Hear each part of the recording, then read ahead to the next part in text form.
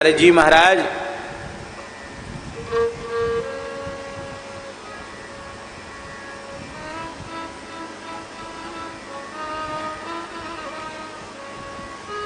गृहेषु कूटदारे कूटधर्मेषु दुख पुत्रदार धनार्थधीः न परम विन्दते मूढ़ो भ्राम्यन् संसार वर्त्मसु। एक बात है बड़े महत्व की। प्राचीन वर्ही का कल्याण क्यों हुआ? प्राचीन वर्ही का कल्याण इसलिए हुआ कि उसने संत के सामने छिपाई नहीं बात, जो सही सही बात थी वो कह दी। हम लोगों के जीवन में ऐसा नहीं हो पाता। मन में कुछ और रहता है और वाणी से कुछ और ही कहते हैं और क्रियाकलाप कुछ दूसरी ही प्रकार का होता है।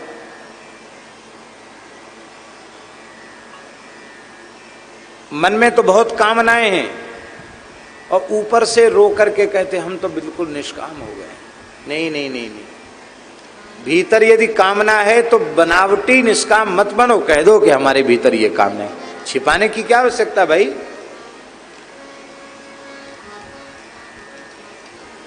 चलो हमने मान लिया आप निष्काम हो गए। यदि आप निष्काम हो गए तो संसार की किसी वस्तु की कामना आप में नहीं रहेगी, किसी वस्तु पदार्थ के प्रति आपका आकर्षण नहीं रहेगा। यदि हो रहा है आकर्षण, इच्छा बनी हुई है तो कामना है।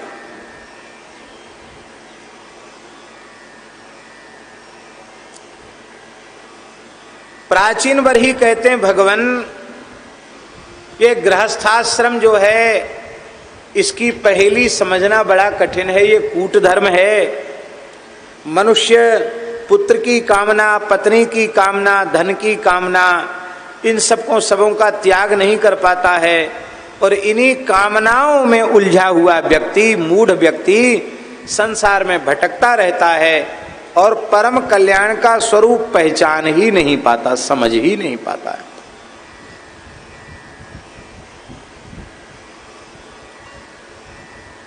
नारद जी ने कहा, बिल्कुल ठीक कहा तुमने, दुख हानि सुखावाप्ति श्रेय तन्नेह चेष्यते। दुखों का आत्यंतिक विनाश और इस प्रकार के सुख की प्राप्ति। देखिए, दो प्रकार का सुख होता है, एक सावधिक, एक निर्वधिक। संसार के स्वामी जी जितने सुख हैं सब सावधिक हैं, निर्वधिक नहीं है।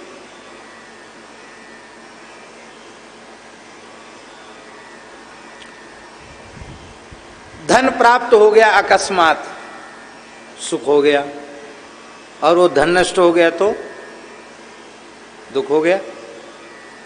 तो प्राप्ति की अवधि में सुख था, अब वो तो नाशवान वस्तु है, नष्ट तो होगी किसी न किसी प्रकार से, नष्ट होगी तो दुख होगा। पुत्र जन्म का सुख हुआ, अब पुत्र बीमार पड़ गया तो दुख हो गया। संसार के जितने सुख हैं ना वो सब सावधिक हैं।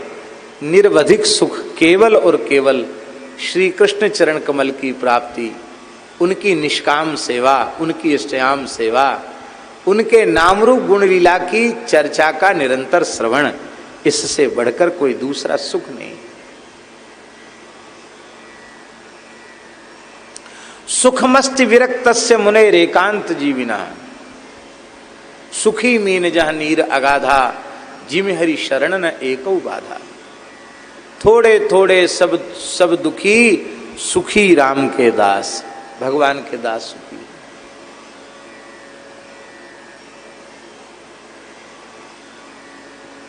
फिरत स्नेह मगन सुख अपने, नाम प्रसाद सोच नहीं सपने। फिरत स्नेह, स्नेह पूर्वक विचरण करते हैं। मगन सुख अपने, अपने सुख में मगन रहते हैं। ये अवस्था कैसे प्राप्त होती है? बोले नाम प्रसाद सोच नहीं सपने। भगवान नाम के प्रसाद से उनको स्वप्न में भी शोक नहीं होता है, सोच नहीं सपने।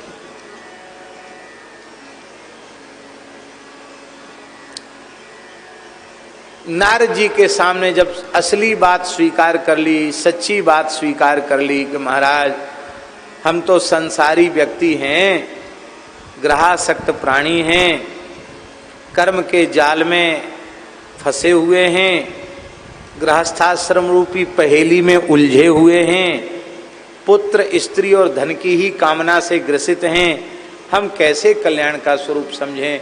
भगवान आप कृपा करके समझावें, तो ही हमारे जैसे विषयासक्त जीवों का कल्याण हो सकता है। नारद जी ने कहा कि देखो राजन, जिन पशुओं को तुमने यज्ञ के नाम पर समाप्त किया था, वे सब के सब पशु आकाश में तुमसे तुम्हारी मृत्यु का बदला लेने के लिए तैयार खड़े हैं। भूभोः प्रजापते राजन पशून पश्यत्वया ध्वरे संज्ञापितान जीव संघान निर्घृणेन सहस्रशः एते त्वाम संप्रतीक्षन्ते स्मरन्तो वैशेषं तव संपरेतमयः कूटैश्चिन्दन् चित्थित मन्यवः। ये सब लाल लाल आंख से अपने प्रतिशोध का, बैर का बदला लेने के लिए तुम्हारे लिए परलोक में तुम्हारी प्रतीक्षा कर रहे हैं। ये दृश्य इसलिए दिखाया, भय का दृश्य, कि भय बिन होए न प्रीति। बिना भय दिखाए प्राचीन वर्ही की बुद्धि कर्मकांड से विलग हो नहीं सकती थी, इसलिए उसको भय का दृश्य दिखाया गया। और कहा राजन एक कथा सुन लो, उस कथा को समझते ही तुम्हारा कल्याण हो जाएगा। और तुम्हारा कल्याण नहीं, जो भी जीव इस कथा को ठीक से सुन लेगा उसका सुनिश्चित कल्याण हो जाएगा, इसमें कोई संदेह नहीं।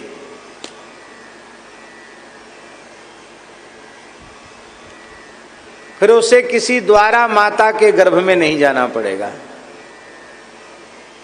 वह संसार चक्र से छूट जाएगा। बड़ी सुंदर कथा है महाराज, सुनाइए कथा। ये कथा किसकी है? ये कथा पुरंजन की है। किसकी कथा है? पुरंजन की। पुरंजन नाम का कोई काल्पनिक पात्र नहीं है। पुरंजन किसी व्यक्ति का नाम हो और एक कल्पना से, जैसे कोई नाटक बनाया जाता है, पटकथा लिखी जाती है तो एक काल्पनिक पात्र बना दिया जाता है? ऐसा नहीं है। ये पुरंजन की जो कथा है ना, पुरंजन का जो उपाख्यान है वो दूसरे की कथा नहीं है, वो स्वयं की कथा है। हम सब की कथा भागवत जी में लिखी है, भक्तमाल जी में लिखी है। और हम अपनी कथा का रहस्य समझ जाएं तो हमारा कल्याण निश्चित है, इसमें कोई संदेह नहीं है। हमारी अपनी कथा क्या है? बहुत ध्यान से सुनना भैया। अपनी कथा तो भगवान की कथा, भक्तों की कथा, भले ही इधर उधर मन ले गए कोई बात नहीं, पर ये आपकी अपनी, हमारी, आप सबकी अपनी कथा है। इस कथा को तो बहुत सावधानी से सुनना। अत्र ते कथयिष्येमुमितिहासं पुरातनं पुरंजनस्य चरितं निबोधगतो मम। आसीत् पुरंजनो नाम राजा राजन बृहच्छ्रवाः तस्या विज्ञात नामासीत् सखा विज्ञात चेष्टितः। हे प्राचीन वर्ही, पूर्व काल में एक पुरंजन नाम का राजा था, बड़ा यशस्वी था। इस पुरंजन नाम के राजा का एक मित्र था, उस मित्र का नाम अविज्ञात था। ये अविज्ञात उसका जो नाम है ना, उसके स्वभाव के अनुरूप रखा गया था। विज्ञात माने जाना गया, अविज्ञात माने न जाना गया। अर्थात इसकी चेष्टा को कोई जान नहीं सकता था। ये क्या करना चाहता है ये कोई जानने में समर्थ नहीं था, इसलिए इसके मित्र का नाम अविज्ञात पड़ गया। अविज्ञात इसका सखा था। राजा पुरंजन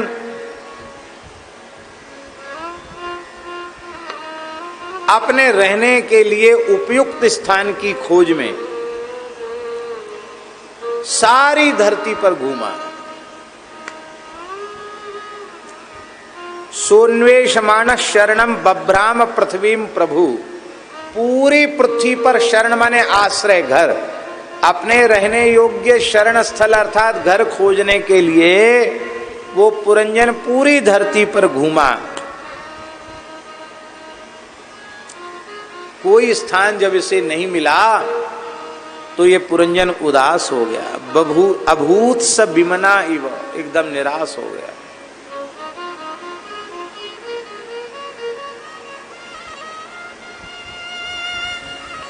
पसंद क्यों नहीं आया? कोई घर उसको पसंद क्यों नहीं आया? बोले कोई घर इसलिए पसंद नहीं आया कि इसकी कामनाएं लालसाएं बहुत बड़ी थी, ऐसा करेंगे ऐसा करेंगे ऐसा करेंगे ऐसा करेंगे। वो छोटे मोटे घरों में पूरी होने वाली थी नहीं, उनके लिए तो बहुत बड़ी बिल्डिंग चाहिए, बहुत बड़ा मकान चाहिए, किले जैसा चाहिए। उसकी योजनाएं बहुत बड़ी बड़ी थी भोग विलास की, वो उन छोटे भवनों में पूरी नहीं हो सकती थी, इसलिए वो उदास हो गया।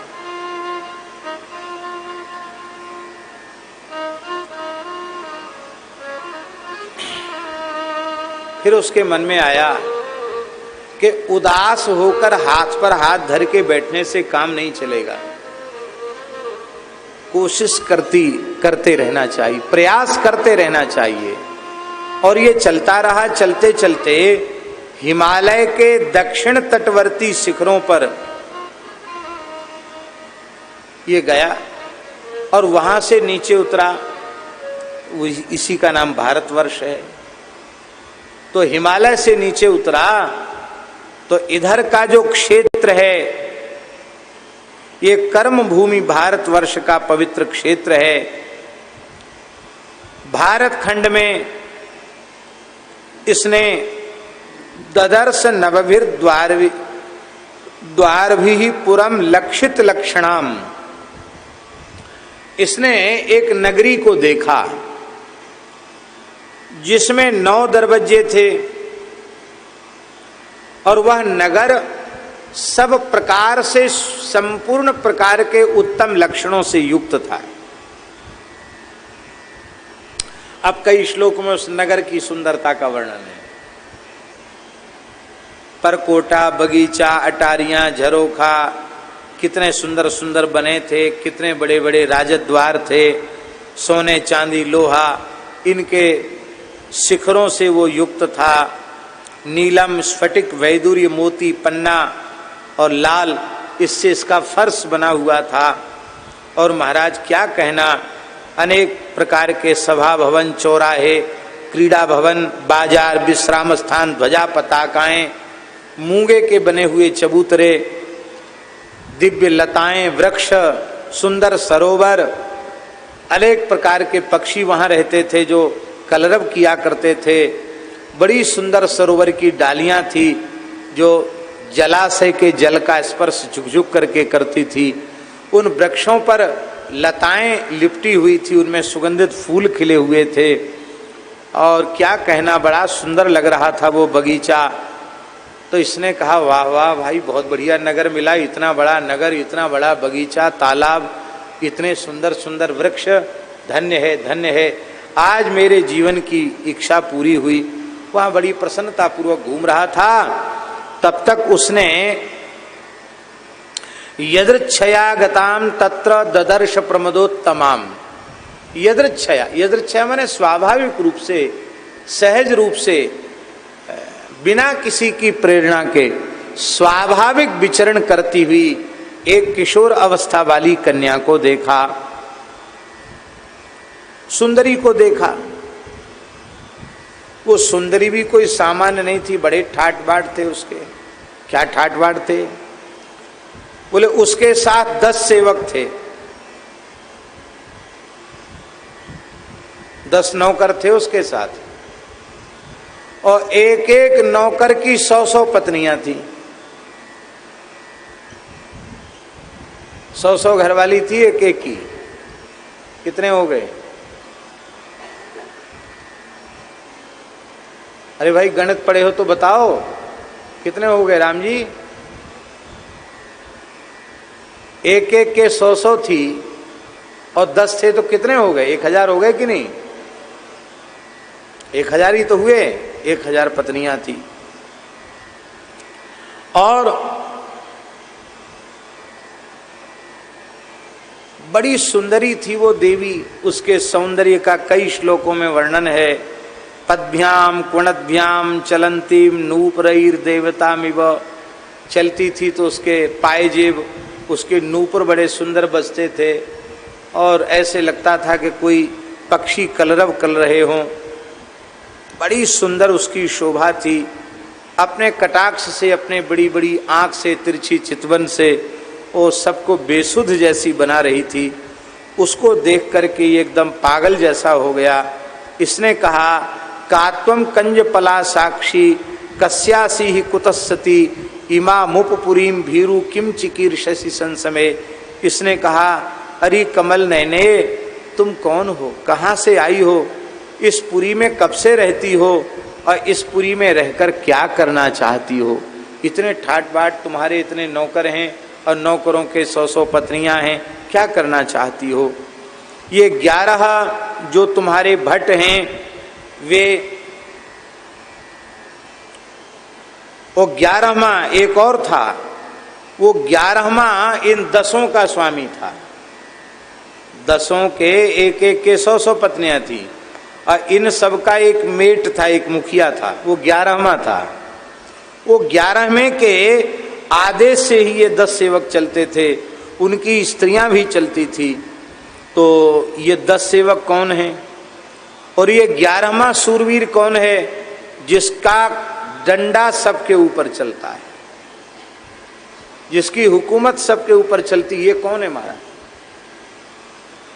और देवी एक बात बताओ कि त्वम्बा त्वं ह्रीर्भवान्यस्यथवाग्रमापतिं विचिन्वती किं मुनिवद्रहो बने त्वदंघ्रिकामाप्त समस्त कामं क्व पद्मकोश पतितः कराग्रात्।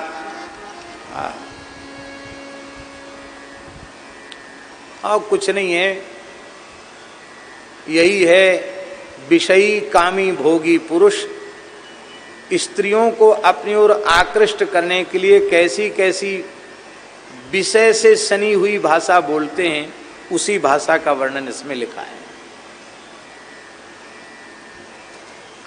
ये तो वो जानता है कि ये कोई देवी देवी नहीं, कोई सुंदरी ही है, यही समझता है वो, लेकिन वो उसको खुश करना चाहता है।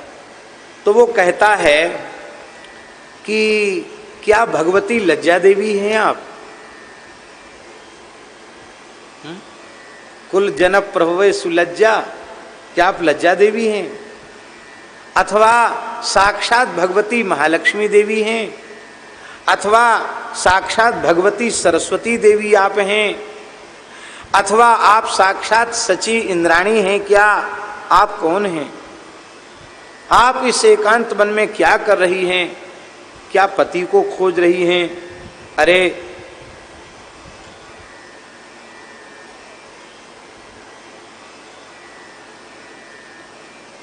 जो तुम्हें प्राप्त करेगा वो तो धन्य धन्य हो जाएगा।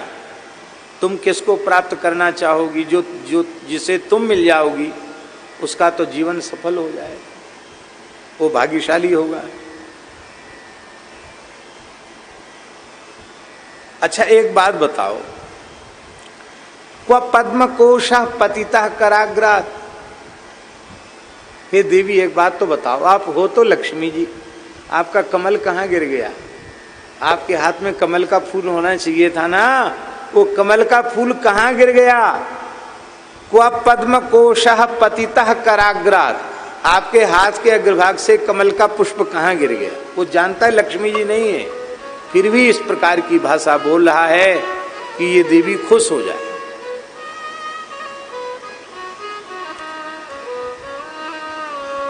देखो देवी, तुम देवी तो नहीं हो क्योंकि तुम्हारे पैर धरती को स्पर्श कर रहे हैं, लेकिन निश्चित ही तुम देवी नहीं, लक्ष्मी नहीं तो कोई चिंता की बात नहीं। लक्ष्मी नहीं हो तो कोई बात नहीं, लक्ष्मी से कम भी नहीं हो। लक्ष्मी नहीं हो क्योंकि देवताओं के पैर धरती को स्पर्श नहीं करते, तेरे पैर धरती छू रहे हैं, इसलिए तुम देवी तो नहीं हो, पर लक्ष्मी जी से कम भी नहीं हो, देवी से कम भी नहीं हो। जैसे लक्ष्मी जी वैकुंठ की शोभा बढ़ाती हैं, ऐसे ही हे देवी तुम इस नगर की शोभा बढ़ा रही हो। और देखो, यदि मान लो तुमने विवाह न किया हो, तुम्हें किसी अच्छे पति की खोज हो, तो मेरी ओर देख लो। मैं वीर हूं, सुंदर हूं, कुलीन हूं, सब प्रकार से योग्य हूं। यदि तुम चाहो तो मुझसे विवाह कर लो।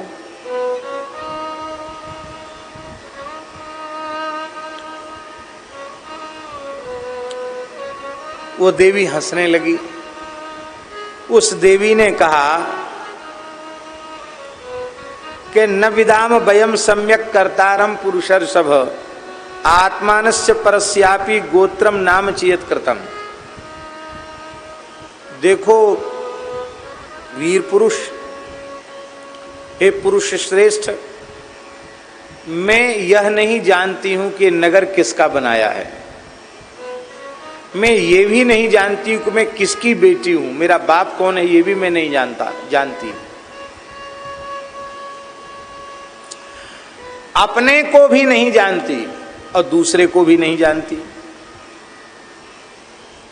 तो नाम तो होगा तुम्हारा। बोले मैं नाम होए तब ना बताऊं, नाम भी मेरा नहीं है। और जब नाम पता कुछ भी मालूम नहीं है तो गोत्र पूछना तो बेकार है। गोत्र भी मुझे मालूम नहीं मेरा गोत्र क्या है। बस इतना जानती हूं कि इस नगर में बहुत समय से मैं निवास कर रही हूं, और ये किसने हमारे लिए बनाई है ये मैं नहीं जानती। ये मेरी सखी सहेलियां हैं, मेरी सेवा करती हैं, और ये पुरुष मेरी सेवा करते हैं। मैं सो जाती हूं, लेकिन इस नगरी की रक्षा करने वाला 5 फण वाला नाग सर्प, वो हमारे सोने के बाद भी निरंतर जागृत रह करके रक्षा करता है।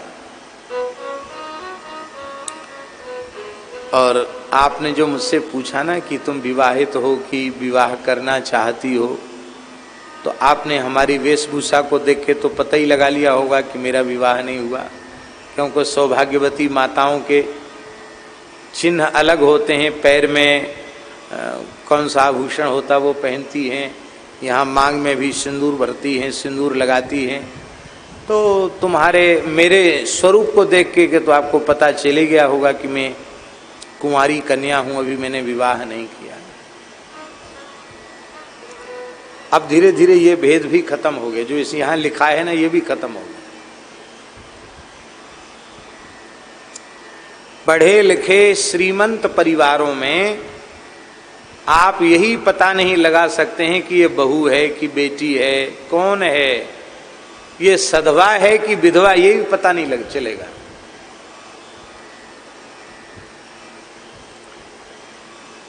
हंसाने के लिए नहीं, अन्यथा किसी दूसरे भाव से नहीं, हम बड़ी विनम्र भाव से प्रार्थना कर रहे हैं। भगवान ने बड़ी कृपा की है। धर्म प्राण भारतवर्ष की धरती पर देव दुर्लभ मनुष्य शरीर मिला है। इस शरीर को प्राप्त किया है, सनातन धर्म हिंदू धर्म की पवित्र परंपरा में जन्म हुआ है। तो हमें अत्यंत श्रद्धा पूर्वक सौभाग्य के चिन्हों को धारण करना चाहिए। सौभाग्यवती माताओं को सौभाग्यवती माताओं के जैसे ही रहना चाहिए।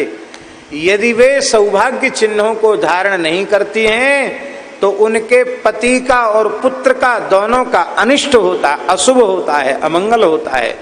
घर में लक्ष्मी का प्रकोप हो जाता है, क्रोध हो जाता है लक्ष्मी का। इसलिए सौभाग्यवती माताओं को अत्यंत श्रद्धा पूर्वक सौभाग्य चिन्ह धारण करने चाहिए। ये सौभाग्य चिन्ह उनका कवच है, उनकी सुरक्षा का कवच है। इनका दर्शन करके विषयी पुरुषों के मन में भी पवित्र भावों का संचार हो जाता है। पूरी मांग भरा सिंदूर होगा, सौभाग्यवती माताओं का पूरा नक्शक श्रृंगार होगा, तो हर व्यक्ति समझेगा ना कि ये ऐसी नहीं है, ये किसी की अधिकृता पत्नी है। ये बात उसके मन में आएगी तो वो सिंदूर को देखकर मातृ भाव से दर्शन करेगा। या देवी सर्वभूतेषु मातृ रूपेण संस्थिता नमस्तस्यै नमस्तस्यै नमस्तस्यै नमो नमः। अब बिना सौभाग्य चिन्ह के मातृ रूप में दर्शन नहीं होगा, और मातृ रूप में दर्शन नहीं होगा, अन्यथा दृष्टि उसके पास हो, उसकी ओर की जाएगी, तो अन्यथा दृष्टि करने वाले का भी अनिष्ट होगा, और जिसके प्रति अन्यथा दृष्टि की जा रही है उसकी भी हानि होगी। ठीक इसी प्रकार से जैसे पतिव्रता सती साध्वी सौभाग्यवती नारियों को सौभाग्य चिन्ह धारण करने चाहिए, ठीक इसी प्रकार से वैष्णव मात्र को वैष्णव चिन्ह धारण करना चाहिए, तिलक धारण करना चाहिए, तुलसी धारण करना चाहिए, उसमें किंचित भी संकोच नहीं करना चाहिए। तो इसने कहा कि हम तो कुंवारी हैं, अभी मैंने विवाह नहीं किया है। इसने मुस्कुरा कर कहा कि यदि हम पसंद आ गए हों तो हमसे ही कर लो। इसने मुस्कुरा कर कहा हमें भी सहारे की जरूरत तो है ही है, हैं? अनाश्रिता न शोभन्ते पंडिता बनिता लता। पंडित और बनिता और लता ये बिना आश्रय के नहीं रहते हैं। पंडितों को भी आश्रय चाहिए, बड़े बड़े लोगों का, बड़े राजा महाराजा का आश्रय चाहिए। तो राज पंडित होंगे, राजगुरु होंगे, और नहीं तो बेचारे परेशान रहेंगे। पंडितानी रोज झगड़ा करेंगे कि आज ये नहीं है, आज ये नहीं है घर में, हैं?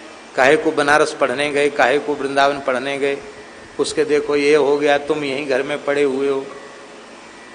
तो पंडितों की भी शोभा इसमें है कि वो राज्याश्रय प्राप्त करें। पंडिता वनिता स्त्री और लता, लता भी वृक्ष के आश्रय से ऊपर चढ़ेगी तो शोभा को प्राप्त करेगी। उसने कहा महाराज मैं आश्रय चाहती हूँ, अच्छी बात। विवाह हो गया, गांधर्व पद्धति से विवाह हो गया। अब महाराज जी अब तो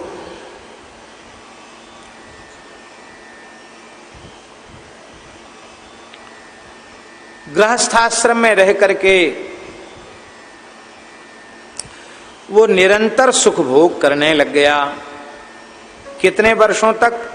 ताम प्रविश्य पुरीम राजन मुमुदाते शतम क्षमा।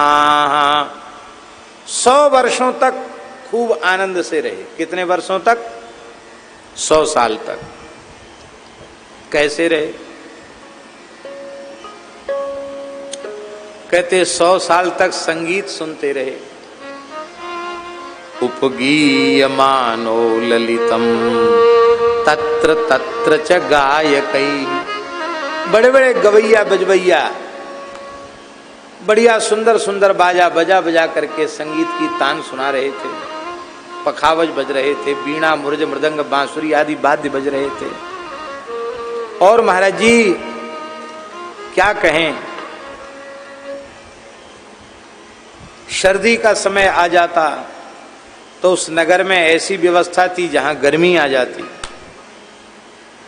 बरसात का समय आ जाता उस नगर में ऐसी व्यवस्था थी जहां पानी का प्रकोप नहीं होता। गर्मी आ जाती तो उसमें ऐसे बढ़िया बढ़िया सरोवर बने हुए थे जिनमें वो जल में विहार करने लग जाता था।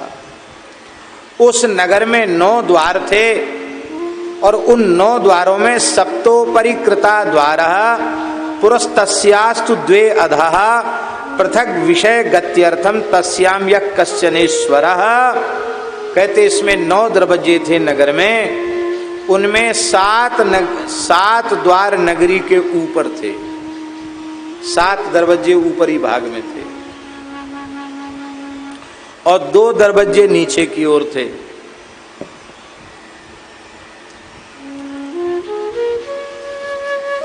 इनमें 5 द्वार पूर्व की ओर, 1 द्वार दक्षिण की ओर, 1 उत्तर की ओर, 2 पश्चिम की ओर थे।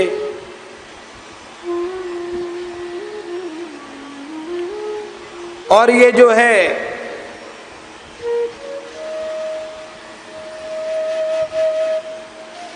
इन द्वारों से निकलकर ये पुरंजन अपने सखाओं के साथ शिकार खेलने चला जाता था।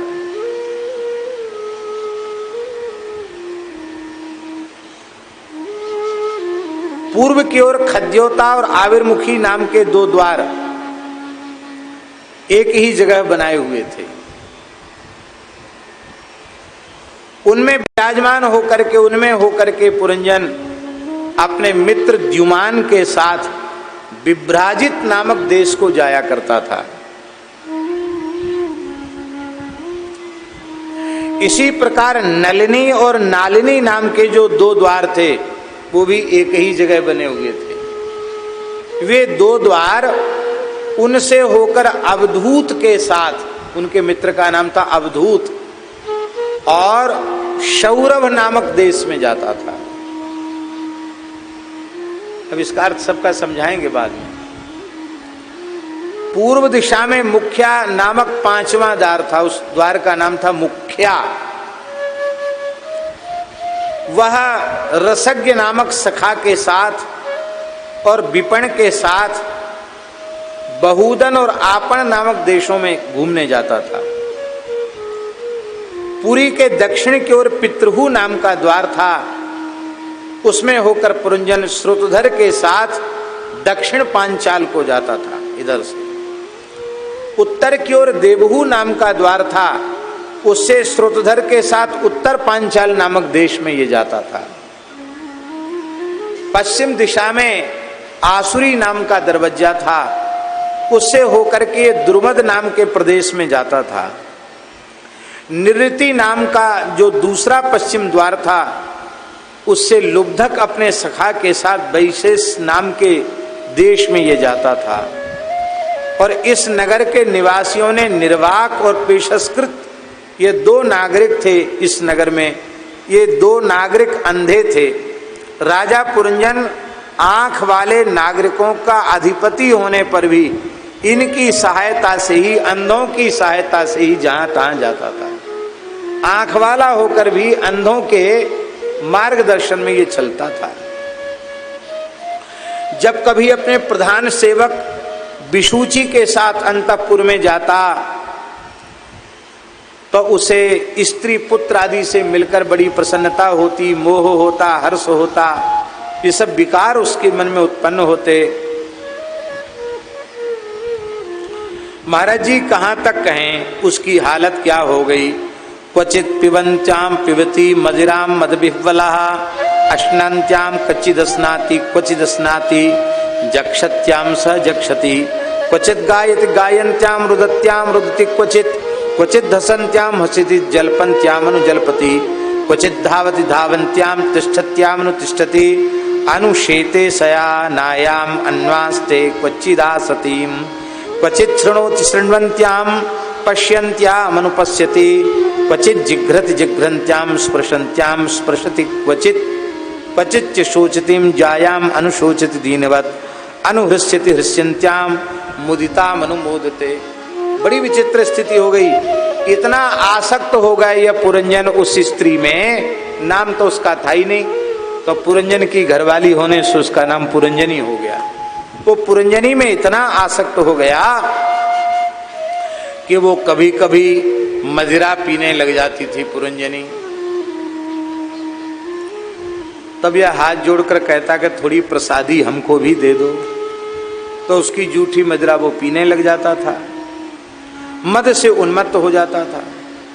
वो भोजन कर लेती तब ये भोजन करता था, वो भोजन करती तो ये भोजन करता, वो चबाती तो ये भी चबाता, वो गाने लग जाती तो ये भी गाने लग जाता, वो रोने लग जाती तो ये भी रोने लग जाता, वो हंसने लग जाती तो ये भी हंसने लग जाता, वो बोलने लग जाती तो ये भी बोलने लग जाता, वो दौड़ने लग जाती तो ये भी दौड़ने लग जाता, वो खड़ी हो जाती तो ये खड़ा हो जाता, वो बैठ जाती तो ये बैठ जाता,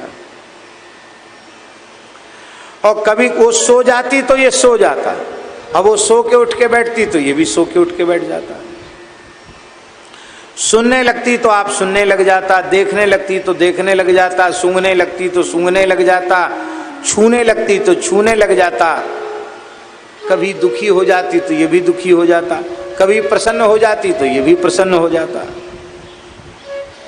इस प्रकार से विप्रलब्धो महिषैवं सर्व प्रकृति वंचिता। इस प्रकार से पुरंजन उस पुरंजनी के जाल में फंसकर बुरी तरह से ठगा गया।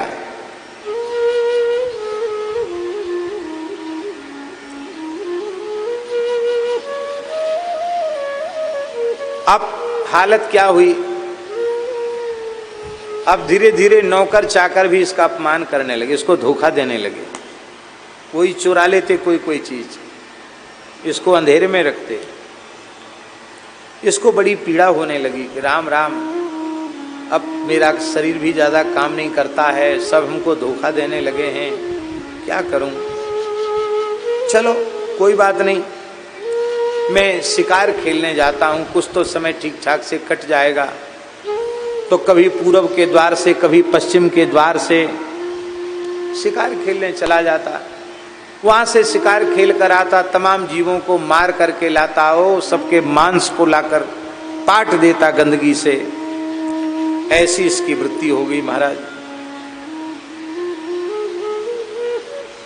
ये महाराज सोने का धन, सोने का कवच धारण करके, अक्षय तरकस लेकर के,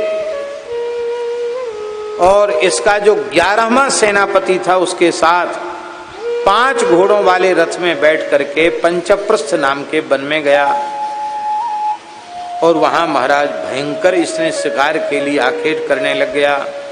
न जाने कितने जीवों का वध कर दिया और उनको लेकर के ये आया। पूरी नगरी को इसने गंदा कर दिया। यहां नारद जी ने एक बड़ी प्यारी बात कही है। समय यद्यपि कम है लेकिन उनको कहे बिना आगे बढ़ना उचित नहीं है। बहुत सुंदर बात। नारद जी ने कहा, आसुरीम वृत्तिमाश्रित्य घोरात्मा निरनुग्रह न्यहनन्यसतैर्वाणैर्वने सुवनगोचरान् य एवं कर्म नियतं विद्वान् कुर्वीत मानवः कर्मणा तेन राजेन्द्र